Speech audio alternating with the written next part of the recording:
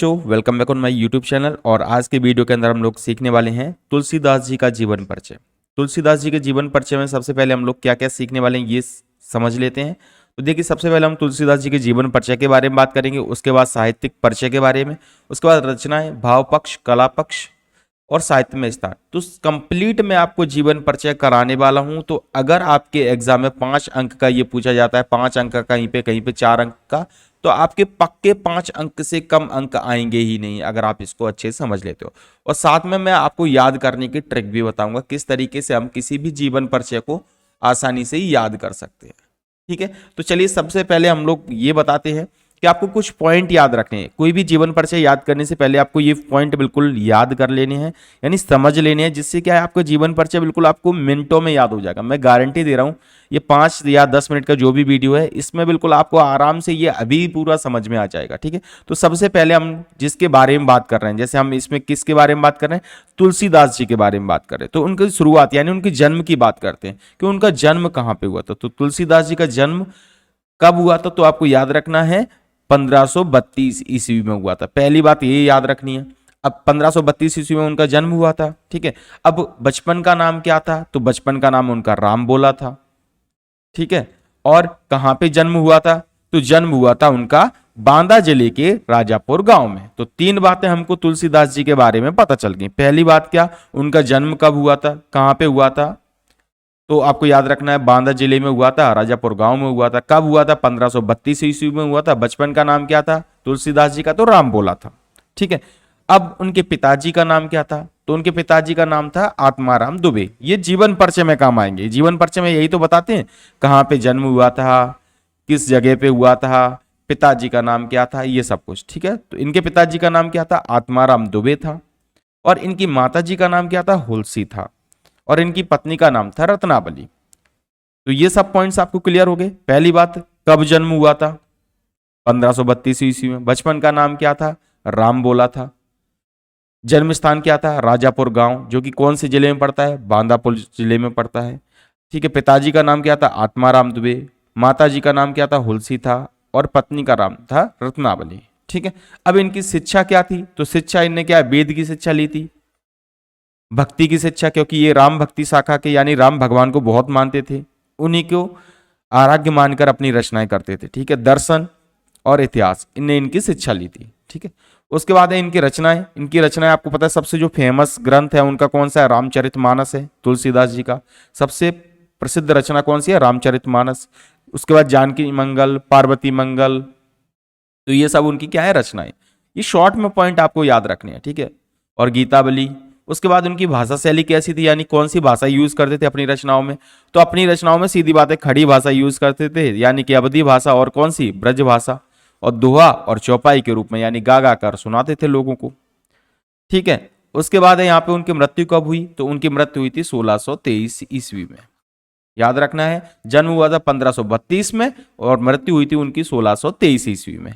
ये बातें आपको याद रखनी है। ठीक है, अब साहित्य में क्या स्थान है इनका, तो भक्त थे, ये श्रेष्ठ भक्त थे राम भगवान के, और ज्ञानी थे और विचारक थे, लोगों को समझाते थे। ठीक है, अब आते हैं जीवन परिचय। देखो बिल्कुल अगर आपने ये यहां तक समझ लिया है तो बिल्कुल आपको ये जीवन परिचय बहुत सिंपल लगेगा। देखिए क्या है जीवन परिचय, वही बातें जो हमने अभी समझी हैं।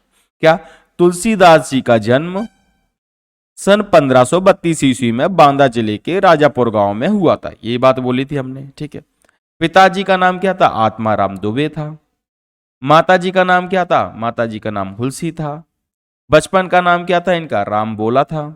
ठीक है, इनकी पत्नी का नाम क्या था, रत्नावली था। और इनके गुरु जी का नाम, जो कि मैंने नहीं बताया तो आपको याद रखना है, नरहरि दास था। तुलसीदास जी के गुरु जी का नाम क्या था, नरहरि दास। और सन 1623 में इनका क्या हो गया था, निधन हो गया था। तो ये तो हो गया इनका जीवन परिचय। ठीक है, इसमें हमने इनकी जन्म स्थान, माता पिता के नाम, ये सब कुछ बता दिए। अब हम बात करते हैं साहित्य परिचय। साहित्य परिचय यानी इन्होंने साहित्य के लिए क्या किया, रचनाएं किस तरीके से की। तो साहित्य परिचय क्या है, देखो तुलसीदास जी क्या थे, महान लोकनायक थे और समाज के दिशा निर्देशक थे, लोगों को दिशा प्रदान करते थे, यानी अपनी रचनाओं में क्या है वो लोगों को अच्छे काम करने के लिए प्रोत्साहित करते थे। ठीक है, दूसरा, इन्हें समाज का पथ प्रदर्शक भी कहा जाता है, यानी कि ये क्या है, समाज के पथ प्रदर्शक के नाम से इनको जाना जाता है। तुलसीदास जी राम भक्ति शाखा के कवि थे, ये बात आपको याद रखनी है। तुलसीदास जी का जो जो भी रचना है उनमें राम भगवान का जरूर वर्णन मिलेगा, क्योंकि वो राम में क्या है, राम भगवान को बहुत ज्यादा मानते, तो उनको आराध्य मानकर ही अपनी रचनाएं किया करते थे। ठीक है, जो भी रचना कविताएं लिखते थे वो क्या है, राम भगवान को आराध्य मानकर ही लिखते थे।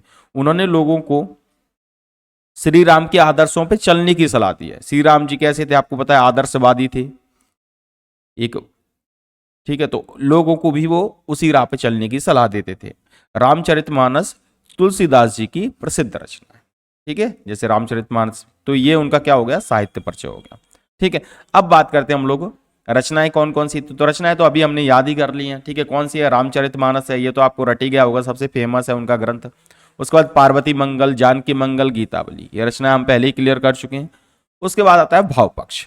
अब भाव पक्ष क्या होता है, यानी कि जो रचनाएं करते थे वो किस परिप्रेक्ष्य में करते थे, किन को मानकर करते थे, उनकी रचनाओं में भाव क्या उत्पन्न होता है।